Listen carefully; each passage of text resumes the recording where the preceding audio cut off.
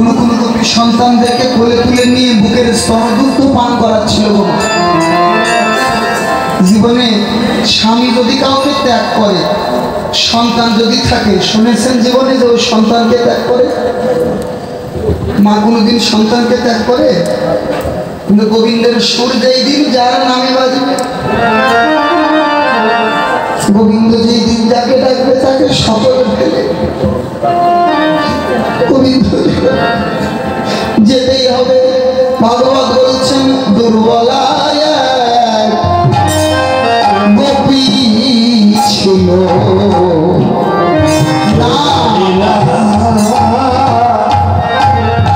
চলিবে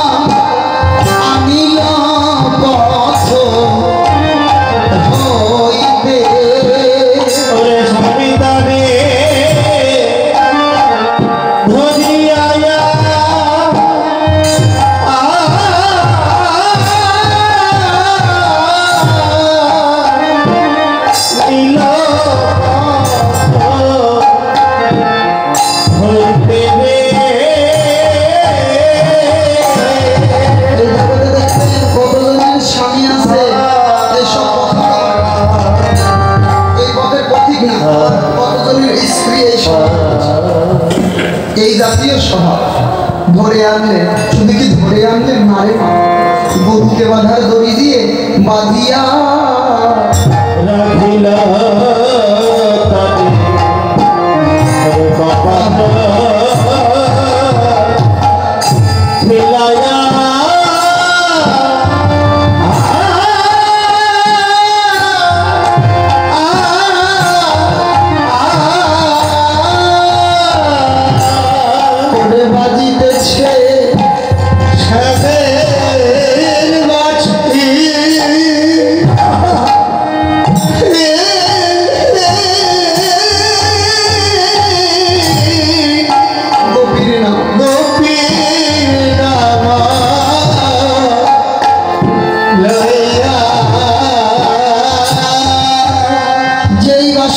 শুনতে পেয়েছে অসুস্থ গোপী, সে আজকে হাঁটতে হাঁটতে চলে যাচ্ছে।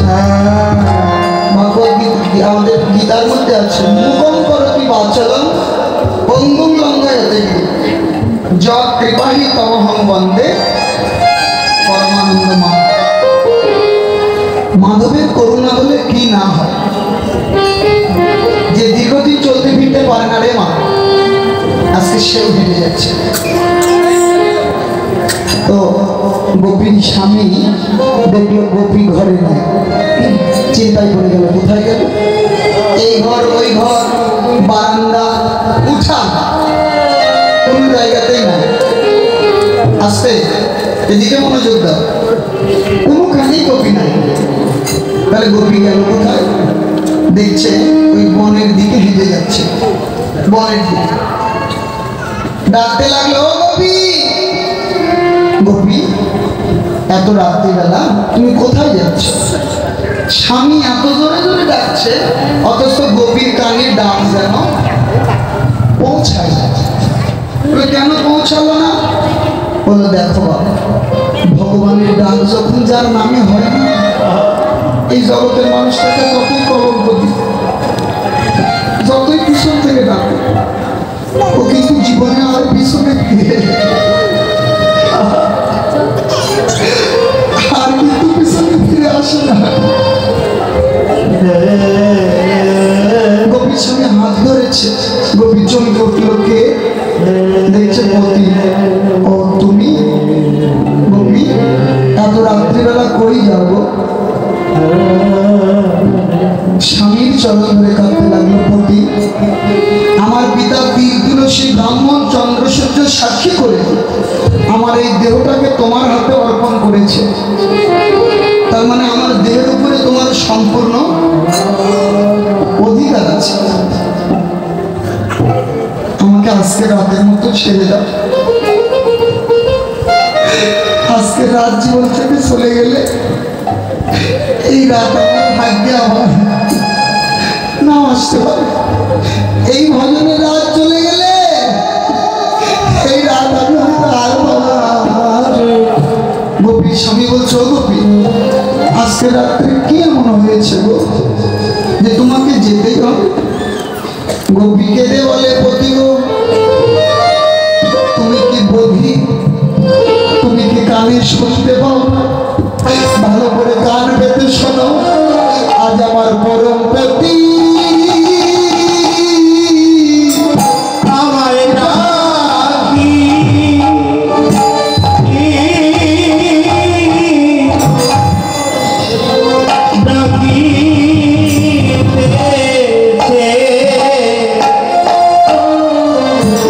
ডাকিতেছে গো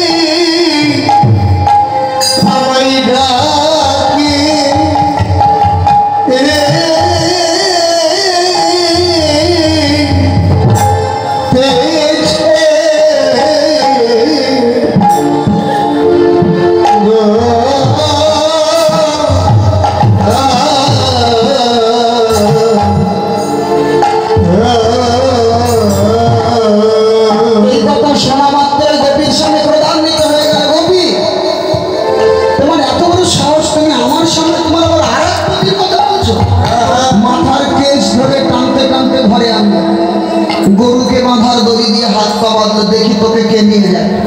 আমি তোর স্বামী, আমার মনের মধ্যে আবার উপলব্ধি তৈরি করেছিস। হাত পা বেঁধে দিই। গোপী বলছে, পতি তুমি তো আমার হাত পা বাঁধলে, কিন্তু আমার মন প্রাণ তো তুমি বাঁধতে পারলে না। আমি যে আমার মন প্রাণ গোবিন্দের চরণে দিয়ে দিয়েছি। নিজের প্রাণকে ডেকে ডেকে বলে, আরে প্রাণ এই দেহে থেকে তুই কি করবি? আজ যার প্রাণ তার কাছে যাবে,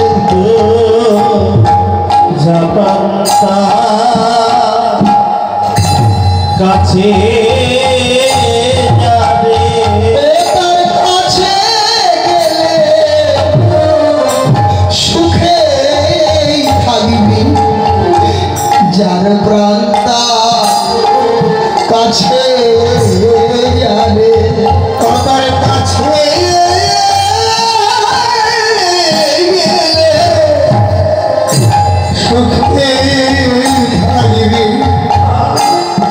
যারে প্রান্তা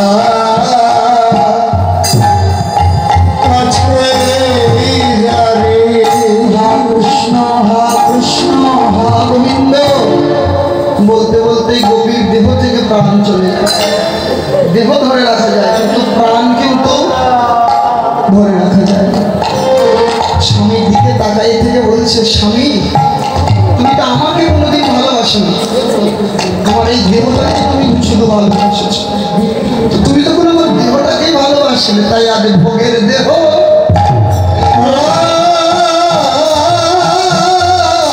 তোমায় দিয়ে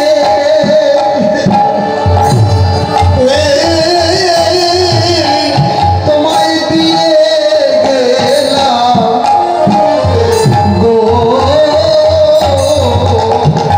আমার ভোগের দেহ তোমায় দিয়ে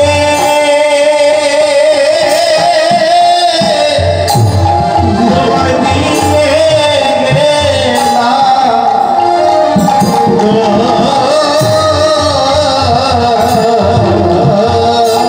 আমার প্রাণে যাবে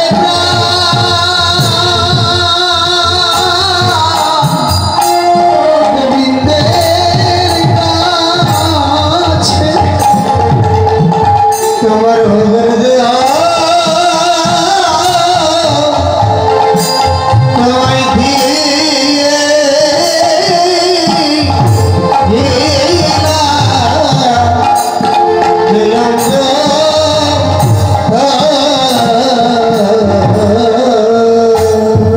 যাদের দেহ সম্ভোগের বাসনা অন্তরে বেশি, পরবর্তী জন্মে এই দেহ ভোগ করার জন্য দেহ পাবে। কুকুরের দেহ কিন্তু দেহ, গরুর দেহ দেহ, মশার দেহ, কিন্তু কোন দেহ করবে ওটা কিন্তু পাওয়া যাবে না। তুমি জন্ম নিয়ে মানুষ, একটা কুকুরের যে নিয়ম আছে মানুষের কিন্তু সেই আচার নিয়ম নাই।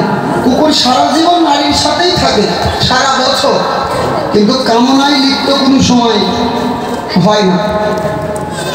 আর মানুষ শুধু কাম কামনা নিয়ে সব সময় ব্যস্ত, কোনো নিয়মের মধ্যে নাই। তো যত করিবে হরণ তার ততই হইবে জন্ম, কোন কুলে জন্ম হবে তার কিন্তু ঠিক নেই। তাই সাধু সাবধান, ফের করিয়ে সাবধান। আত্মাটা নিয়ে চলে যাচ্ছে। মেয়েদের কিন্তু জীবনের একটা দায়িত্ব আছে।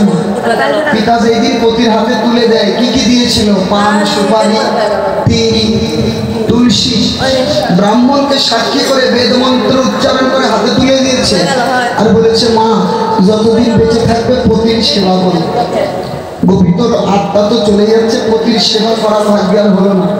তাই গোবিন্দের কাছে প্রার্থনা করছে, গোবিন্দ আমার প্রতি যা আমার তাই হোক। পতির চরণে প্রণাম করে বলছে, পতি তুমি আমায় আশীর্বাদ করো, আমি যেন গোবিন্দের চরণ পর্যন্ত পৌঁছাতে পারি। আর গোবিন্দকে বলছে, হে গোবিন্দ আমার পতির গতি